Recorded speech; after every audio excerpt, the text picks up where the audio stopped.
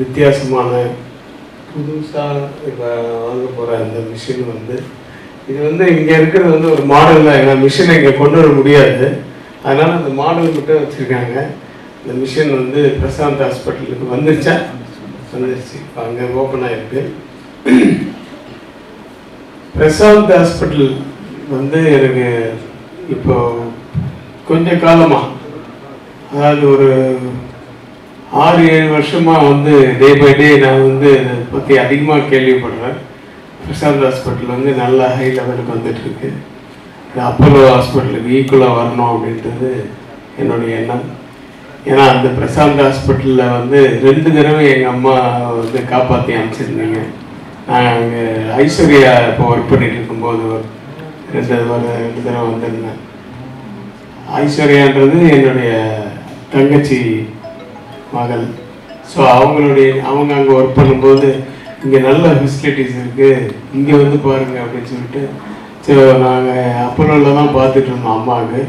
அப்போ வந்து பிரசாந்த் ஹாஸ்பிட்டலுக்கு வந்து 2 தடவை வந்திருக்காங்க. ஸோ 2 தடவை நல்லபடியாக திரும்பி வந்திருக்காங்க. ஸோ ராசியான ஹாஸ்பிட்டல் வேறு. இப்போ அந்த பிரசாந்த் ஹாஸ்பிட்டலுக்கு வந்து மிஸ்டர் அரவிந்த், டாக்டர் அரவிந்த் வந்திருக்காரு.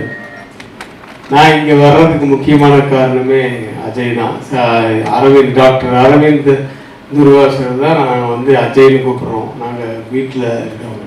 என்னுடைய மாப்பிள்ளை அவருடைய ஒய்ஃப், அதாவது என்னுடைய மகளும் வந்து இந்த ஸ்கின் ஸ்பெஷலிஸ்டாக இருக்காங்க. அருமூரான்னு அண்ணா நகரில் ஆரம்பித்தாங்க. அதுக்கப்புறமா டிடிகி ரோடு கட்டிங்கில் ஒன்று ஆரம்பிச்சிருக்காங்க. இப்போ வேளச்சேரியில் ஒன்று ஆரம்பிச்சிருக்காங்க.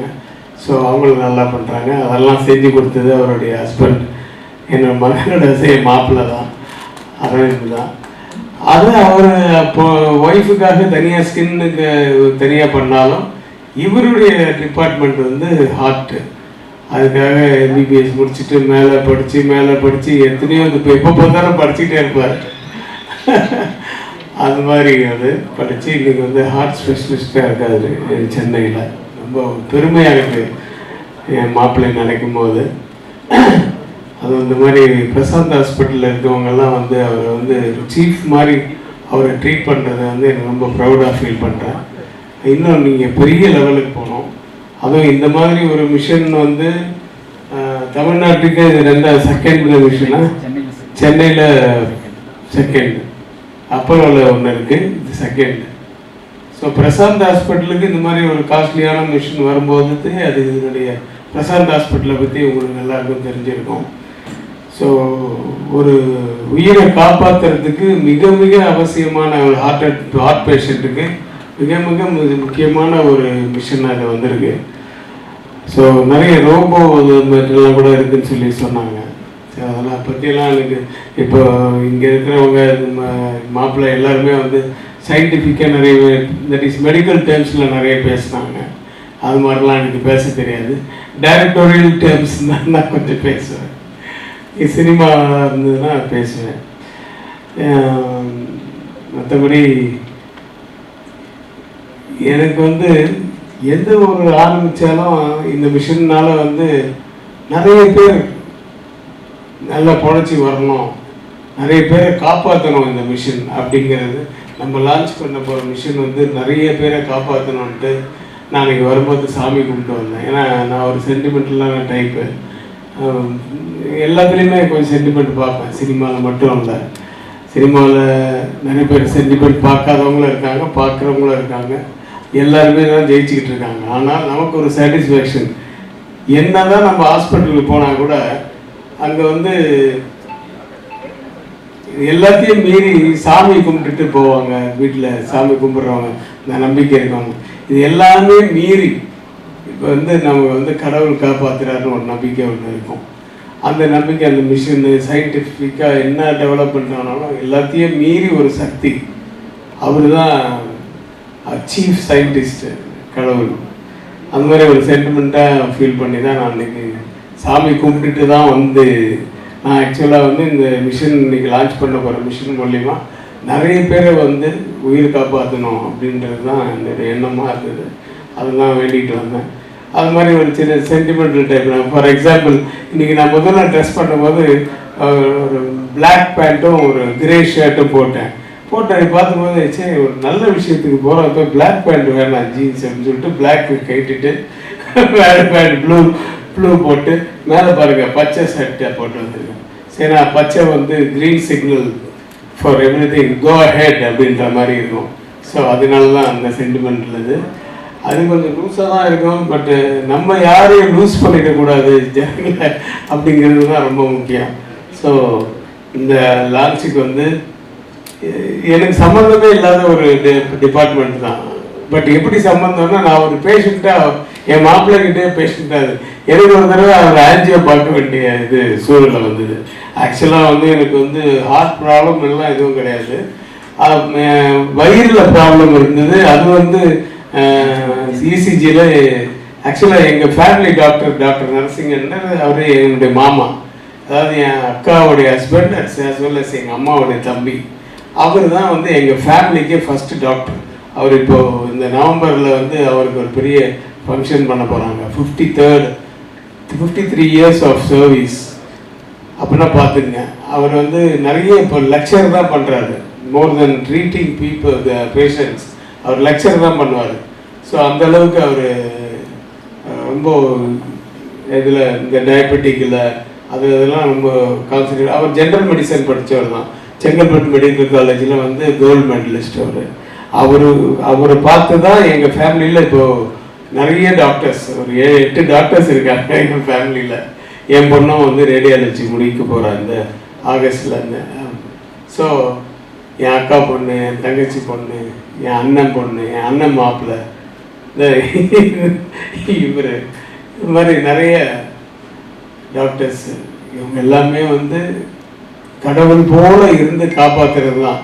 ஸோ பிரசாந்த் ஹாஸ்பிட்டல் அப்படிங்கிறது அந்த புழைச்சி வந்துட்டு வெளியில் போகும்போது அந்த ஹாஸ்பிட்டலே அவங்களுக்கு வந்து ஒரு கோயில் மாதிரி தெரியும், அந்த டாக்டர்ஸ் எல்லாம் தெய்வங்கள் மாதிரி தெரிவாங்க.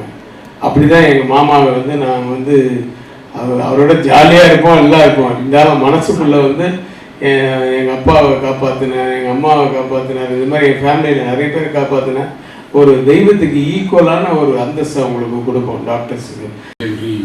திரு கே.எஸ். ரவிக்குமார் சார், நீங்கள் இன்றைக்கி சீஃப் கெஸ்ட்டாக வந்து எங்களுடைய இந்த அட்வான்ஸ் ட்ரீட்மெண்ட்டை உங்கள் கையால் லான்ச் பண்ணுறது எங்களுக்கு ரொம்ப பெருமையாக இருக்குது. Thank you for coming sir. And also I welcome எங்களுடைய director doctor Prashanth Krishna. So அவருடைய விஷன் அண்ட் கைடன்ஸால் தான் நாங்கள் இப்போ ஒரு மைல் ஸ்டோனாக ரீச் பண்ணிகிட்டு இருக்கோம். Thank you doctor. And also I welcome doctor Aravind Durvasan, senior consultant cardiologist. So Dr. Arvind பற்றி சொல்லணும்னா he is a young vibrant cardiologist. He is so passionate about his clinical preparation, clinical care, and for him always the patient comes first. So அவருடைய vision and கைடன்ஸ்னால தான் இன்றைக்கி வந்து Prashanth hospital வந்து ஒரு next level of ஒரு advance cardiac ப்ரோக்ராமை வந்து reach ஆகிருக்கு. The credit goes to you, sir. So thank you for your support. Ravikumar sir, thank you for being here. Dr. Arvind, Dr. Bhaskar, all my friends from the press. நீங்கள் வந்தது எல்லாருக்கும் ரொம்ப சந்தோஷம். Today we are here to launch the laser angioplasty system. இது என்னன்னு பார்த்தீங்கன்னா, it is one of the latest technology in cardiology. நம்ம பிரசாந்த் ஹாஸ்பிட்டலில் we pride ourselves in having the latest technology across various departments. 2023 பார்த்தீங்கன்னா சவுத் இந்தியாவில் in Chennai we were the first to launch the 4th generation orthopedic robo, and 2 வாரம் முன்னாடி we got the same system again. So 2வதும் வாங்கியிருக்கோம். South இந்தியாவில் we are the only institute to have 2 orthopedic robos in the same institute. 2024 பார்த்தீங்கன்னா SSI robo அப்படின்னு சொல்லிட்டு it is an abdominal robo. First in Chennai வந்துட்டு we had launched at that time, and in 2026 this machine we are one of the first to get it. ஏன் இதை வாங்கியிருக்கோம்னு பார்த்தீங்கன்னா, we believe that in Prashant Hospital latest technology வந்துட்டு கொண்டு வந்து utilise பண்ணணும். ஏன்னா அப்போ தான் we also will move to the next level and patients are also hugely benefited from it. Surrounding areas எல்லாம் அஃபெக்ட் ஆகாது சார் பிகாஸ் நான் அதுதான் உங்களுக்கு ஒரு இது காமிச்சிருங்க. அது பெனிட்ரேட் ஆகிற டிஸ்டன்ஸே பார்த்தீங்கன்னா லெஸ் தென் 0.1 mm தான், அப்படின்னா 50 மைக்ரான்ஸ். நமக்கு எங்கே பிளாக்கேஜ், நமக்கு ஏரியா ஆஃப் இன்ட்ரெஸ்ட் எங்கே இருக்கோ அங்கே கெத்தீட்ரு எடுத்துகிட்டு போயிட்டு என் ஃபுட் பெடல் ஒன்று இருக்கும். நீங்கள் பார்த்தீங்கன்னா நான் லேசர் காமிக்கும் போது ஒரு சத்தம் வந்துச்சு, அந்த சத்தம் வரும்போது தான் அப்ளேட் ஆகுதுன்னு அர்த்தம். நான் அந்த ஃபுட் பெடலை ப்ரெஸ் பண்ணும்போது தான் லேசர் ஒர்க் ஆக போகுது தவிர நமக்கு எங்கே ஏரியா ஆஃப் இன்ட்ரெஸ்ட் இருக்கோ அங்கே மட்டும் தான் லேசர் யூஸ் பண்ண போகிறோம். நார்மலான டிஷ்யூவில் போய் லேசர் யூஸ் பண்ணால் பிரச்சனை வரும், நம்ம அங்கே பண்ண மாட்டோம். நமக்கு எங்கே ப்ராப்ளம் இருக்கும், நமக்கு எங்கே கிளியர் பண்ணிட்டு நம்ம அடுத்த ஒரு ஸ்டென்ட்டோ இல்லை ஒரு ட்ரக் கோட்டட் பலூனோ நம்ம எங்கே போடணும்னு நினைக்கிறோமோ அங்கே மட்டும் தான் நம்ம அதை யூஸ் பண்ண போகிறோம். இந்த ப்ரொசீஜர் வந்து இந்தியாஸ் ஃபர்ஸ்ட் ஆர் அந்த மாதிரி it is available sir. But ஆனால் ரொம்ப lessly used, lessly promoted. Western வேர்ல்ட்ஸில் யூஸ் பண்ணுற மாதிரி நம்ம இந்தியாவில் வந்து அது அவ்வளோ எக்ஸ்டென்சிவாக யூஸ் பண்ணுறதே கிடையாது சார். காஸ்ட் எஃபெக்டிவாக இருக்குமா சார்? ரெகுலர் ப்ரொசீஜரோட ஒரு 5 to 8% காஸ்ட் இன்க்ரீஸ் ஆகும் சார். பட் ஆனால் லாங் டர்ம் ரிசல்ட்டை பார்த்தீங்கன்னா உங்களோட ஸ்பெண்டிங் வந்து ரொம்ப கம்மியாக இருக்கும் sir. Sir 1 to 2 days patient will get discharged and go to home. அவன் இப்போ ஒரு பைபாஸ் முடிச்சுட்டு ஒரு 1 month ரெக்கவரி டைம் மாதிரிலாம் இருக்கவே இருக்காது. ஹார்ட்லி நெக்ஸ்ட் 1 weekல they will be back on their toes. Food restriction வந்து டிசீஸ்க்காக இருக்குமா, இந்த டெக்னாலஜி யூஸ் பண்ணுறதுனால இருக்காது. நமக்கு ஹார்ட் அட்டாக் இருக்கும்போது ஹார்ட் அட்டாக் வரதுக்கு சில முக்கியமான காரணங்கள் இருக்குது. இப்போ கெட்ட கொலஸ்ட்ரால் உடம்புல ஜாஸ்தி இருந்தால் நமக்கு வந்து எல்டிஎல் கொலஸ்ட்ரால் அதிகமாக இருக்கும்போது வந்து ஹார்ட் அட்டாக்ஸ் வரும். அப்போபின்ற ஒரு சப்ஸ்டன்ஸ் ஜாஸ்தியாக இருந்துச்சுன்னா ஹார்ட் அட்டாக் வரும். லிப்போப்ரோட்டீன் எலிவேட்டடாக இருந்துச்சுன்னா ஹார்ட் அட்டாக் வரும். ஸோ நம்ம அதனால் வந்து உடம்புல ரணத்தை கம்மி பண்ணுறதுக்காக நம்ம ஃபுட் இன்டேக்ஸை சரியாக பார்த்துக்கணும். கெட்ட கொலஸ்ட்ரால் இன்க்ரீஸ் ஆகாமல் இருக்கிறதுக்காக நம்மளோட ஃபுட் இன்டேக்ஸை நம்ம பார்த்துக்கணும். அதுக்கான dietary patterns, deep fried food சாப்பிடக்கூடாது, ஆயிலி ஃபுட் சாப்பிடக்கூடாதுன்னு சொல்கிறது அதுக்காக வேண்டியதானே தவிர இந்த ப்ரொசீஜருக்கு ஸ்பெசிஃபிக்காக கிடையாது. ஏன் வந்து பரம்பரையாக வரும் அப்படிங்கிறாங்க, ஹார்ட் அட்டாக் அப்படிங்கிறாங்க. ஸோ ஃபுட் ஹேபிட்னால தான் சேஞ்சஸ் வருதா இல்லை வந்து அதாவது இது வந்து காம்பவுண்டிங் எஃபெக்ட்னு சொல்லுவோம் சார். இப்போ எப்படி வந்து பணம் வந்து பணத்தை சம்பாதிக்குமோ, ஆல்ரெடி ஜெனட்டிக் ரிஸ்க்ல வந்து ஒருத்தருக்கு வந்து 55 வயசுல 60 வயசுல வரதுக்கு ரிஸ்க் இருக்கு. ஒரு பிரின்சிபலே இருக்கு. கெட்ட கொலஸ்ட்ரால் வந்து நமக்கு எல்டிஎல்ன்ற அந்த கெட்ட கொலஸ்ட்ரால் ப்ரிடாமினன்ட்லி வந்து ஃபெமிலியலாக தான் நமக்கு வந்து இருக்கும். நம்ம ஃபுட் அண்ட் இன்டேக்னால 10 to 15% தான் நமக்கு சேஞ்சஸ் இருக்கும். நம்ம சவுத் ஈஸ்ட் ஏஷியன்ஸ் நம்ம குரூப்ல பார்த்தீங்கன்னா லிப்போப்ரோட்டீன் ஏன்ற மாலிக்யூல் வந்து நமக்கு ரொம்ப ஜாஸ்தியாக இருக்கும். இப்போ இந்த கெட்ட கொலஸ்ட்ரால் யார் ஒருத்தருக்கு 180க்கு மேலே இருக்கோ, அண்ட் ரெண்டாவது இந்த லிப்போப்ரோட்டீன் ஏ எக்ஸ்ட்ரீமாக எலிவேட்டடாக இருக்கிறவங்களுக்கு இவங்க எல்லாருக்குமே 30 வயசுக்குள்ள 40 வயசுல ஹார்ட் அட்டாக் வரதுக்கு ரிஸ்க் இருக்கு. நான் ஒரு ரீசெண்டாக ஒரு சென்டரில் நான் ஒரு விசிட்காக போயிருந்தேன். எங்கள் ஹாஸ்பிட்டலில் கிடையாது. அந்த இடத்துல வந்து 16 வயசுல ஒரு பையனுக்கு வந்து நான் ஹார்ட் அட்டாக் கூட பார்த்தேன். அவனுக்கு வந்து அந்த பையனுக்கு வந்து அப்போ ஆஞ்சியோ இருக்கிறாங்க.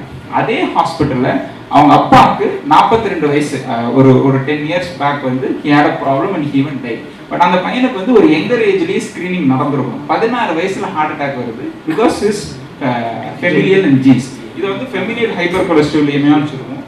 யாருக்கு கெட்ட கொலஸ்ட்ரால் வந்து மோர் தென் 300 or 400 மேலே இருக்குது, சம்டைம்ஸ் 500க்கு மேலே கூட இருக்குது, அவங்களுக்கெல்லாம் தேர் மோர் இன்னும் எர்லியர் ஏஜ்லேயே ஹார்ட் அட்டாக் வரதுக்கான ரிஸ்க் இருக்குது. இதில் என்னன்னா நம்ம ஒரு ஏஜோட வந்து ஹார்ட் அட்டாக்கை மார்க் பண்ணக்கூடாது. சர்டன் ரிஸ்க் ஃபேக்டர்ஸ் இருக்குது. ஸ்மோக்கிங்ன்றது ஒரு ரிஸ்க் ஃபேக்டர், ஹை பிபின்றது ஒரு ரிஸ்க் ஃபேக்டர், கெட்ட கொலஸ்ட்ரால் எலிவேட் ஆகிருக்கிறதுன்றது ஒரு ரிஸ்க் ஃபேக்டர். இதெல்லாம் வந்து ஒரு விதை மாதிரி வைக்கிறது. இன்னைக்கு நம்ம எது விதையா வைக்கிறோமோ அதுதான் நாளைக்கு மரமாக வளரும். இந்த ரிஸ்க் ஃபேக்டர்ஸ்லாம் இன்னைக்கு யாருக்கு இருக்கும்? இன்னைக்கு ஒருத்தர் ஹார்ட் அட்டாக் வருதுன்னா அதுக்கான விதை வந்து 10-15 வருஷத்துக்கு முன்னாடியே விதைச்சது. அதை தான் நம்ம வந்து இந்த ப்ரிவென்டிவ் ப்ரோக்ராம்ல இப்போ நிறைய சோஷியல் மீடியாவில் நான் நிறைய பேசுவேன். நான் பேசுறது வந்து ஏன்னா இன்னைக்கு ஹார்ட் அட்டாக் வந்தவங்களுக்காக பேசுகிறேன். அடுத்த 10-15 வருஷத்துல யாருக்காக ஹார்ட் அட்டாக் வரதுக்கான ரிஸ்க் ஜாஸ்தியாக இருக்குமோ அவங்களுக்காக வேண்டி தான் பேசுகிறோம். பட் ஆனால் மக்கள் வந்து அதை ஏற்றுக்கிற மனநிலையில் இருக்க மாட்டாங்க. ஏன் அப்படின்னா அவங்களுக்கு ஒரு சிம்டம் இருக்குது. உங்களுக்கு ஒரு ஜுரம் காய்ச்சல்னா அவங்களுக்கு ஒரு சிம்டம் இருக்கும். இதே ஒரு ஹை பிபியா இருக்கும்போது நிறைய பேருக்கு எந்த சிம்டம் இல்லாத சும்மா இவர் வந்து ஒரு மிஷின் போட்டு பார்த்துட்டு வந்து நமக்கு பிபி ஜாஸ்தியாக இருக்குது, லைஃப் லாங் மாத்திரை சாப்பிடுன்னு சொல்லுவாங்க. இந்த லைஃப் லாங் மாத்திரை சாப்பிட்றது வந்து லைஃப் லாங்காக இருக்கிறதுன்றது நிறைய நேரத்தில் புரிஞ்சுக்க மாட்டேங்கிறாங்க. சார் இந்த ப்ரொசீஜர் வந்து ஜென்ரல் இன்சூரன்ஸ் கவர் ஆகுது சார்? இன்சூரன்ஸில் கவர் ஆகும் சார். ஜென்ரல் இந்த ப்ரொசீஜர் பண்ணதால ஸ்டண்ட் வைக்கிறது ஏதாவது தவிர்க்க முடியுமா? இப்போ பாசிபிலிட்டி இருக்குங்க சார். இப்போ இந்த ஸ்டென்ட்டுக்குள்ளே பிளாக் வர இடத்துல நம்ம இன்னொரு லேயர் ஆஃப் ஸ்டென்ட் நம்ம போட வேண்டாம். இப்போ மெட்டல்லெஸ் ஆஞ்சியோபிளாஸ்டி, அதாவது இந்த ஸ்டென்ட்டில் வந்து என்ன ட்ரக் இருக்கோ அதை ஒரு பலூன் மேலேயே அந்த ட்ரக் இருந்து அந்த ட்ரக் கோட்டட் பலூன் மூலமாக நிறைய பண்ணிட்டு இருக்கோம். இப்போ முந்தானத்து கூட ஒரு யூஎஸ்ல இருந்து ஒருத்தருக்கு அவருக்கு ஒரு சர்டன் இண்டிகேஷன்ஸ் இருக்கு. அவருக்கு எல்வி எப்பிக்கல் கிளாட்னு சொல்லுவோம். அதனால ஸ்டென்ட் போட்டால் ட்ரிபிள் தெரப்பி நிறைய மாத்திரை கொடுக்குன்றதுனால ஸ்டென்ட் இல்லாமையே அவருக்கு ஆஞ்சியோபிளாஸ்டி ட்ரக் கோட்டட் பலூன் மூலமாக வச்சுக்கிட்டு. So it is definitely a possibility. ஹார்டான பிளாக்ஸு ஸ்டென்ட்டுக்குள்ளே ஆல்ரெடி வந்து இந்த பிளாக்ஸ் வந்து ரிமூவ் பண்ணலாம். பைபாஸ் கிராஃப்ட்குள்ளே வந்து இருக்கிற பிளாக் வந்து ரிமூவ் பண்ணுறதுக்கு ஹெல்ப்ஃபுல்லாக இருக்கும். ஹார்ட் அட்டாக்ஸ் வரும்போது ரத்த கட்டிகள் இருந்துச்சுன்னா அந்த ரத்த கட்டிகளை வேப்பரைஸ் பண்ணி இருக்கிறதுக்கு ரொம்ப யூஸ்ஃபுல்லான டெக்னாலஜி. இது மூலமாக வந்து பெட்டரான ஸ்டென்ட் எக்ஸ்பென்ஷன் கிடைக்கும். நல்ல ஸ்டென்ட் எக்ஸ்பென்ஷன் கிடைச்சுன்னா லாங் டேர்ம் ரிசர்ச் வந்து ரொம்ப பெட்டராக. இந்த மாதிரி ப்ரொசீஜர் எல்லாருக்கும் எந்த மாதிரி பேஷண்ட்ஸில் அதை பண்ணாங்க சார்? சார் நான் சொன்ன மாதிரி ஆல்ரெடி ஸ்டென்ட் போட்டு ஸ்டென்ட்டுக்குள்ளே பிளாக்கேஜஸ் வர பேஷண்ட்ஸுக்கு வந்து இது ஹெல்ப்ஃபுல்லாக இருக்கும். ஆல்ரெடி பைபாஸ் கிராஃப்ட் போட்டு அந்த கிராஃப்டில் வந்து பிளாக்கேஜஸ் வர பேஷண்ட்ஸுக்கு வந்து ஹெல்ப்ஃபுல்லாக இருக்கும். நல்லா ஃபைப்ரஸ் டிஷ்யூஸ்னு சொல்லுவோம். இப்போ நம்ம ஒரு பிளாக்ன்றது வந்து ரொம்ப சாஃப்டாக இருக்கலாம், இல்லைன்னா கொஞ்சம் நாட்கள் ஆச்சுன்னா அது ஃபைப்ரஸ் ஆகிடும். அந்த மாதிரி ஃபைப்ரஸ் டிஷ்யூஸ்ல பிரேக் பண்ணுறதுக்கு வந்து ரொம்ப ஹெல்ப்ஃபுல்லாக இருக்கும். இந்த பிளாக்ஸ்லாம் எங்கே உருவாகும் அப்படின்னு பார்த்தீங்கன்னா எதுவுமே ஒரு குட்டி ஃபிசிக்ஸ் இருக்குது. எங்கெங்கெல்லாம் நமக்கு பிரான்ச்சஸ் ஆஃப் பிரியுதோ, பைஃபர்கேஷன்ஸ் ஆஃப் பிரியுதோ அந்த ஆரிஜின்ஸில் தான் வந்துட்டு ப்ராப்ளம் ஆகும். ஸோ அது மாதிரி ஆஸ்டியமில் இருக்கிற அந்த ஆரிஜினில் இருக்கிற டிசீசஸ் வந்து ட்ரீட் பண்ணுறதுக்கு வந்து ரொம்ப ரொம்ப ஹெல்ப்ஃபுல்லாக இருக்கும். க்ரானிக் டோட்டல் அப்ளூஷன்ஸ்னு சொல்லுவோம். ரொம்ப நாட்களாக 100% பிளாக் ஆகிருக்கிற வெசல்ஸ், அந்த வெசல் பிளாக்கேஜஸை ஓப்பன் பண்ணும்போது ஆர் சம்டைம்ஸ் ரொம்ப கேல்சிஃபைடான லீஷன்ஸ் இருக்கும். அங்கெல்லாம் வந்து இப்போ நம்ம இந்த ஒயர்ன்றதை எடுத்துகிட்டு போகிறோம், அதுக்கு மேலே நம்மளால் பலூனோ வேறு எதையுமே பலூன் எடுத்துகிட்டு போனால் தான் நாங்கள் எக்ஸ்பேண்ட் பண்ண முடியும். பலூனே அந்த இடத்துக்குள்ளே போல ரொம்ப டைட்டாக இருக்குது, ரொம்ப ஹார்டாக இருக்குன்னா அந்த மாதிரி இடங்களில் வந்து லேசர் மட்டும்தான் வந்து will be able to help. நமக்கு நம்ம ஒரு பாதையை கிரியேட் பண்ணி கொடுப்போம், அந்த பாதையில் போய் நம்ம போய் ஸ்டெண்ட் பண்ணிக்கலாம். சார் லேசர் யூஸ் பண்ணுறதுல பயம் இல்லையா அந்த மாதிரி ஜென்டலாக இருக்குது? சார் கண்டிப்பாக பயம் கிடையாது சார். அது வந்து ஒரு எக்ஸ்பீரியன்ஸ்டான சேஃப் ஹேண்ட்ஸில் பண்ணும்போது வந்து டெஃபினட்டாக வந்து எந்த ஒரு பயமும் கிடையாது சார். ஃபஸ்ட் டைமே பண்ணுறாங்களா அவங்களுக்கே இது பண்ணணும். ஃபஸ்ட் டைம் அந்த ஃபஸ்ட் டைமில் அவங்களுக்கு தேவையான இண்டிகேஷன் இருந்துச்சுன்னா இது வந்து ஒரு பலூன் அன்கிராசபிளாக இருக்குது, அது ரொம்ப ஃபைப்ரஸான டிஷ்யூவாக இருக்குது, இல்லை ஆஸ்டியமில் இருக்குன்னா டெஃபினட்டாக வந்து யூஸ் பண்ணுவோம். ஆஞ்சியோபிளாஸ்டிக்கும் இந்த மிஷினுக்கு என்ன டிஃப்ரெண்ட்? ஆஞ்சியோபிளாஸ்டி பண்ணுறதுக்கான ஒரு ஸ்டெப்பு தான் வந்து இந்த லேசர் டிவைஸும். ஆஞ்சியோபிளாஸ்டின்றது வந்து அந்த பிளாஸ்ட்ன்றது வந்து பலூனை வச்சு பிளாஸ்ட் பண்ணுறது. இப்போ நமக்கு பலூனே அங்கே எடுத்துகிட்டு போக முடியலன்னு வந்து லேசர் தான் அதுக்கான கை. சார் ஒரு ரஃப்லி ஒரு 5 to 8% காஸ்ட் ஜாஸ்தி. சார் இப்போ இருக்க யங்ஸ்டர்ஸ்க்கு நிறைய யங்ஸ்டர்ஸ்க்கு ஹார்ட் ப்ராப்ளம்ஸ் இருக்குது. ஸோ அதுக்கு என்ன சஜஷன் இருக்குது, என்ன அவங்க ஃபாலோ இல்லை பண்ணலாம்? முதல்ல வந்து ப்ரிவென்ஷன் தான். நம்ம இந்த ஹார்ட் அட்டாக் யாருமே இம்மார்ட்டல் கிடையாது. நமக்கு வந்து ஹார்ட் அட்டாக்கான வரதுக்கான ரிஸ்க்கு சில ஃபேக்டர்ஸ் தான் நம்ம பார்ப்போம். இப்போ உங்களுக்கு வந்து யங்ஸ்டர்ஸில் வந்து நம்ம முக்கியமாக பார்க்க வேண்டியது வந்து அவங்களுக்கு பிபி இருக்கா, சுகர் இருக்கா, கெட்ட கொலஸ்ட்ரால் வந்து ஜாஸ்தியாக இருக்கா, ஃபேமிலியில் வந்து 55 வயசுக்கு முன்னாடி 60 வயசுக்கு முன்னாடி ஹார்ட் அட்டாக் வந்து யாராச்சும் உயிரிழப்பு ஏற்பட்டிருக்காங்களா, யாருக்காச்சும் ஸ்ட்ரோக் வந்துருக்கா, ஆல்ரெடி யாருக்காச்சும் ஸ்டென்ட் பைபாஸ் 60 வயசுக்கு முன்னாடி பண்ணியிருக்காங்கன்னா அது எல்லாமே ஒரு ரிஸ்க் ஃபேக்டர். நம்ம உடல் பருவம் வெயிட் ஜாஸ்தியாக இருக்கிறது கூட வந்து நமக்கான ஒரு ரிஸ்க் ஃபேக்டர். இது மாதிரி எவ்வளோ ரிஸ்க் ஃபேக்டர்ஸ் இருக்குன்னு பார்த்துட்டு அந்த ரிஸ்க் ஃபேக்டர்ஸில் எதெல்லாம் நம்மளோட ஃபிசிக்கல் ஆக்டிவிட்டி மூலமாக நம்மளால் கண்ட்ரோல் பண்ண முடியுமோ அதெல்லாம் ஃபிசிக்கல் ஆக்டிவிட்டி மூலமாக கண்ட்ரோல் பண்ணணும். எங்கேயெல்லாம் நமக்கு மாத்திரை மருந்துகள் தேவையோ அங்கெல்லாம் மாத்திரை மருந்து எடுத்து நம்ம அப்படி பண்ணோம்னா தான் நம்மளால் ஹார்ட் அட்டாக்ஸை டிலே பண்ண முடியும்.